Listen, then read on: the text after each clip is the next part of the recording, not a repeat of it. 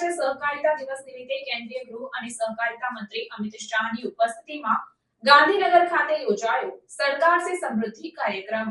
ગુજરાત સહિત સમગ્ર દેશના સહકારિતા ક્ષેત્ર માટે આજનો દિવસ ખૂબ મહત્વપૂર્ણ બની રહ્યો। આજે 102માં આંતરરાષ્ટ્રીય સહકારિતા દિવસ નિમિત્તે માનનીય કેન્દ્રીય ગૃહ અને સહકારિતા મંત્રી અમિત શાહની ઉપસ્થિતિમાં ગાંધીનગરના મહાત્મા મંદિર ખાતે સહકાર સે સમૃદ્ધિ કાર્યક્રમનું આયોજન કરવામાં આવ્યું હતું, જેમાં સહકાર ક્ષેત્રના અગ્રણીઓ ઉપરાંત દેશભરમાંથી સહકારી દૂધ મંડળીઓ, સહકારી બેંકો, એપીએમસી સહિત વિવિધ સહકારી ક્ષેત્રો સાથે જોડાયેલા સંગઠનોના સભાસદોએ ઉપસ્થિત રહીને આ પ્રસંગને યાદગાર બનાવી દીધો।